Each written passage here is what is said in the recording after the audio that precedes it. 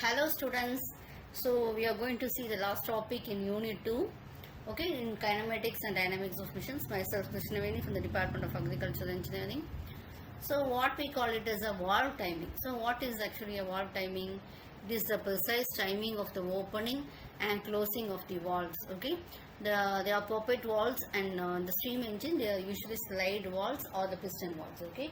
So in an internal combustion engine they call it as a poppet valves, and also this is a precise time. It will denote how it is closing and opening.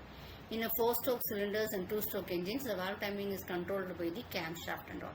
So it can be varied by modifying the camshaft, or it can be varied during the engine operation by variable valve timing. So we are going to adjust the valve mechanism, and particularly by the tappet clearance and all. So what happens here is the variation sometimes it may occur. So we will be seeing how it is. So you can see that the valve will be opening 10 degree before your suction stroke, okay, and also the exhaust stroke will be closing 20 degree afterwards, and then the exhaust valve opening also it will be 40 degree prior, and the inlet valve closing will be for 55 degree after the prescribed time. So why it is occurring? So this is a valve overlap, okay. So the engine will have a period of overlap. In what happens in the case of your engine overlap is that both the intake and the exhaust valves will be kept open, okay.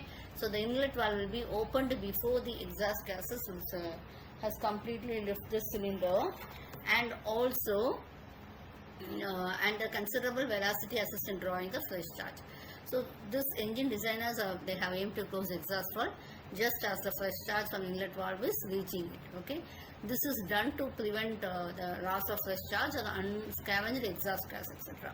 So TDC, that and all, inlet valve open, this has been shown, okay. So valve elements and angles means that actually the valve lift means what it is, okay. Why we are doing this valve overlap? See, we need sufficient time for the charge to come in, okay, then only we can get the required charge for the combustion. For that purpose only, your suction, before the suction stroke itself, your inlet valve is opened.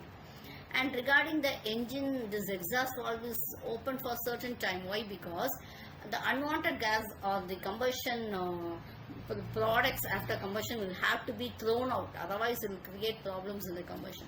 So that for that purpose only we have a valve overlap, okay.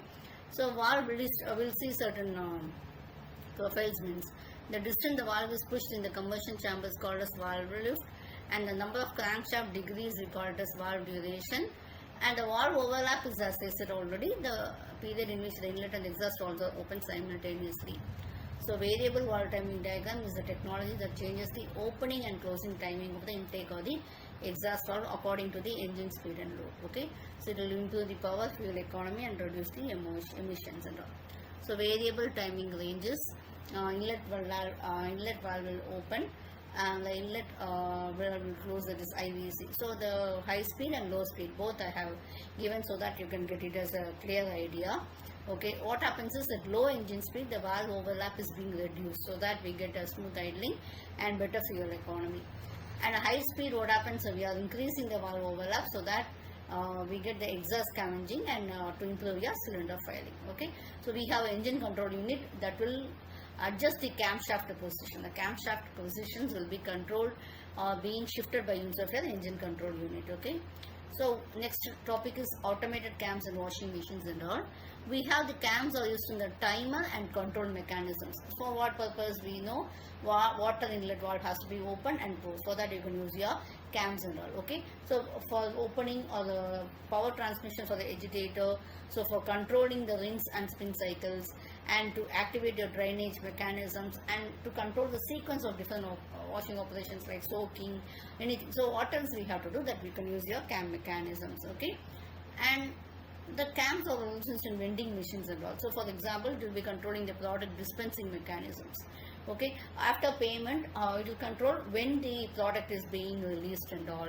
So that one, and it will be operating the dispensing gates and all. It will be synchronizing the coin taken acceptance and everything else, okay. So also what happens, our main problem in the case of your vending machines is that we may have multiple product at one time maybe dispensed, and this may create a problem. Okay, so that will be avoided when you are going for the automated cams and all, and we can ensure the proper sequencing of mission operations. Okay, so with this we are completing our topics, applications of CAMs and various mechanisms. Thank you.